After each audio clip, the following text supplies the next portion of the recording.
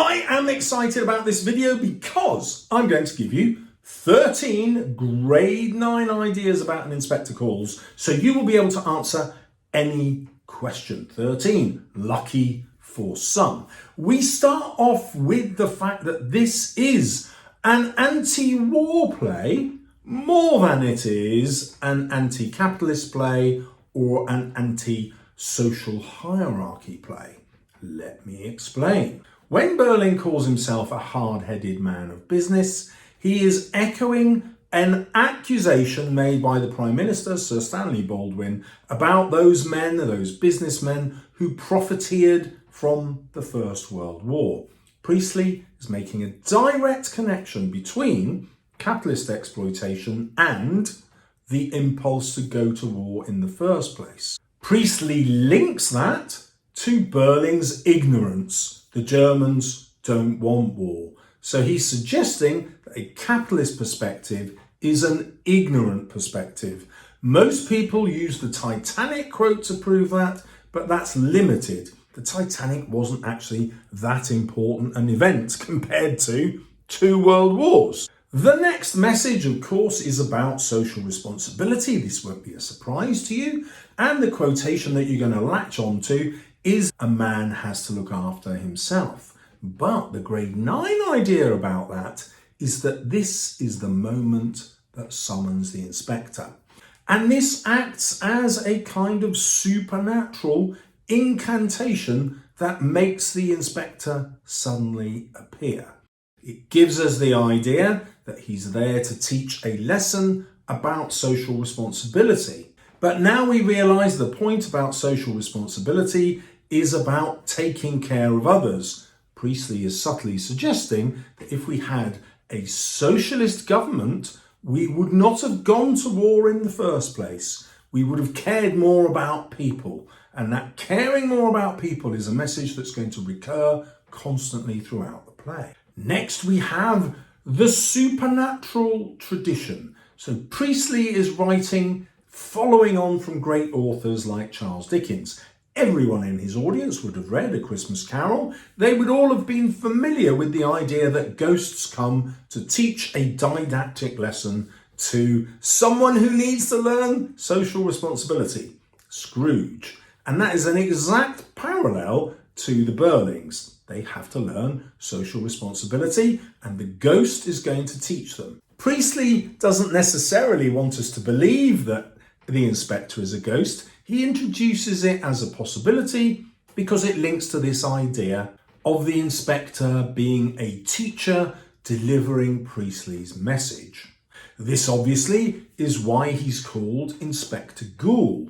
But interestingly, he is introduced by Edna. How joyful it would be to get Edna into an essay.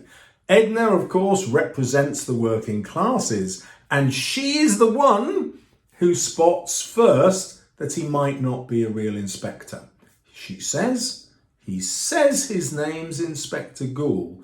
Perfectly natural speech in one way, but in another way, it suggests that she realises there's something about him, that therefore he might not be telling the truth. This makes clear the supernatural connection about the inspector's appearance being summoned by this incantation, if you like, that Berling brings about with his desire not to be socially responsible and just to look after himself and his own family. Priestley's socialist message is also linked to a message around class and social hierarchy. There are lots of brilliant quotations about class that we could use. Sheila and her mother using the word impertinent. Sybil Berling not feeling in the least bit guilty, talking about girls of that class. But I favour a different quotation because it comes from Sheila, and Sheila is the one who is supposed to have learnt the inspector's lesson. And therefore, it's a more powerful grade 9 idea to question whether she actually fully does learn the lesson. So here she is defending women and workers like Eva, but the language she uses undermines our faith that this will be a real lesson. These girls aren't cheap labour, their people. So she's criticising the idea of looking at workers as commodities, cheap labour, but instead thinking about them as real people, because that, of course, gives us social responsibility, which is the inspector's lesson. But she calls them these girls. This is a diminutive. It belittles them. They're not women, they're just girls. Obviously, girls aren't free to think for themselves. They have parents, just as boys would have parents. Diminishing them in this way, calling them girls, suggests that Sheila will always feel herself socially superior. Even though she's learned the inspector's lesson, she won't really believe in equality. This is important because she will perpetuate the class system even though she seems to oppose it in her disagreement with her parents. But the language she uses suggests that underneath it all, once the inspector's gone, she will revert back to her social status.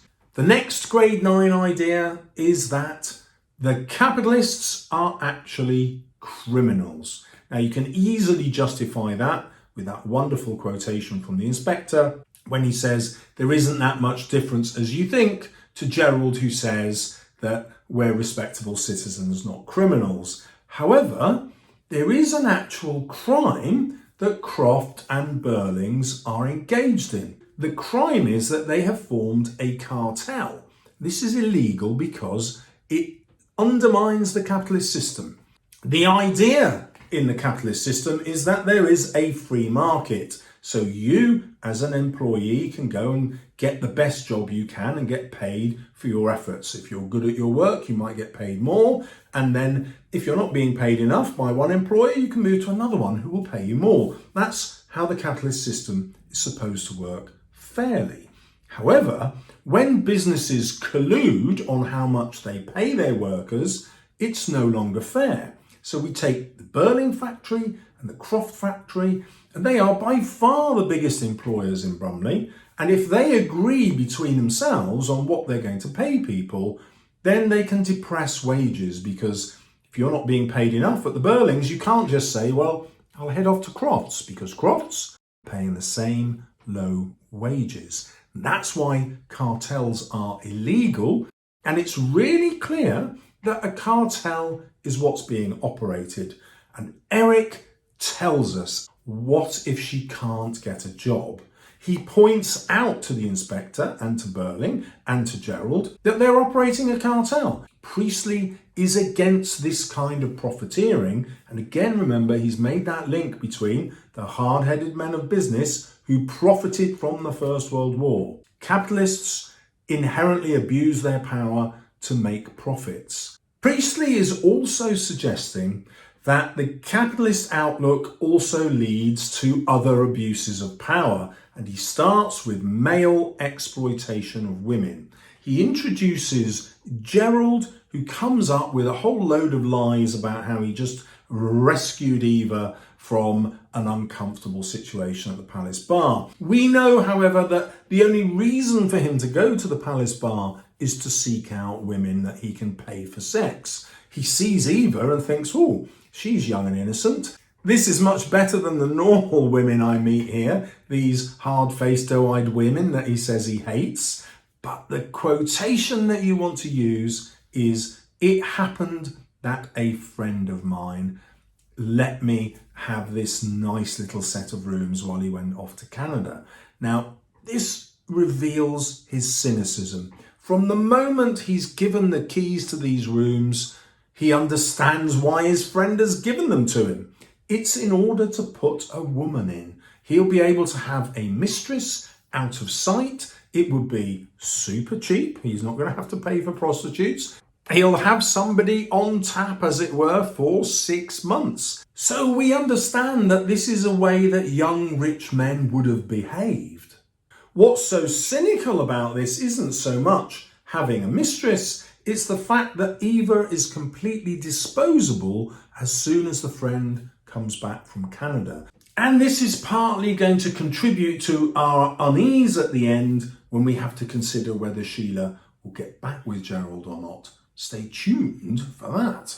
The next stage of male exploitation isn't just sexual, it then becomes sexual with violence, and we see that through the character of Eric. Now, it's quite easy to sympathise a bit with Eric because he doesn't have a good relationship with his parents, and because his child seems to die by the end of the play, and obviously we can see he has true repentance for his actions. He even offers to marry Eva. But what actually happened on that first night? He refuses to admit it. He says it happened. He won't name it, and he says, oh, I can't really remember. I was in that state where a chap turns nasty. So nasty is obviously a euphemism for all kinds of violence. A chap suggests all men are like this, therefore you can't really blame me. And I was in that state. Well, it just happened to me. I just happened to be drunk, rather than that. This is my responsibility for having got drunk and lost control of my moral behaviour. Another layer inside that, of course, is that Priestley is saying, well, on one level, Eric is right. This is what men can be like. He's taking a swipe at the patriarchal society. He's saying giving men all this power will automatically lead to corruption, not just in the way that they pay their workers, how they sexually exploit women, but then also physically sexually threaten and exploit women. Now that's a massive set of accusations that Priestley is levelling at the male characters in the play. This link to violence is first made clear by the inspector when he describes Eva's form of suicide. He's quite shocking about it. He says, burnt her insides out, of course. The violence of this phrase reflects the horror that Eva has about what has been done to her, because it's internal, and also what has been produced internally. She's pregnant. And so this is a complete rejection of Eric and his sexual violence. The most explicit link to Wall now comes with the inspector's final words about learning the lesson in fire and blood and anguish. Now, this tells us again that it isn't just a class play. It's not about the social hierarchy as the number one thing, and it's not necessarily about the exploitation of workers as the number one thing, because fire and blood and anguish is a direct reference to war. He's also pointing out that the consequence of this capital exploitation is that you will exploit people, your own family. And this would have been a well-known fact to the audience because the upper classes lost a greater proportion of their sons than the working classes. Why was that? Well, because of the class system. So obviously, if you were an upper class young man, you got promoted. You were an officer straight away. And hey, guess what? The officers were the first over the top in the trenches. They were the first people that the German machine gunners would aim at, A, because they were officers, and B, because they were first. And so Priestley is making a direct link. You know, this generation of Burlings and Crofts have sacrificed their own sons to war. And that's because they didn't learn the lesson of social responsibility. Just in case we miss that point, Sheila repeats the inspector's words towards the end of the play. She talks about how the inspector made her feel fire and blood and anguish. Priestley can't afford to let that message disappear. He's drumming it into his audience, who of course in 1945 have just lived through this war a second time. The next grade 9 idea is that this is a Christian play. It needs to use Christian morality because at least 80% of the audience would have been Christian. And Priestley's great trick is to say, look, your values as a Christian should prevent you having capitalist values, because in a Christian sense, we have to look after our fellow man. Then in our politics, we have to do the same, and that is called socialism. This is why he uses the phrase, we are members of one body. This comes directly from the Christian Eucharist. This is what taking communion means. When we take the wafer, that is symbolically Jesus's body. We drink the wine, that is symbolically Jesus's blood. And we're all together in that one body. He's saying we're all connected. The Christian message is we must all look after our fellow man.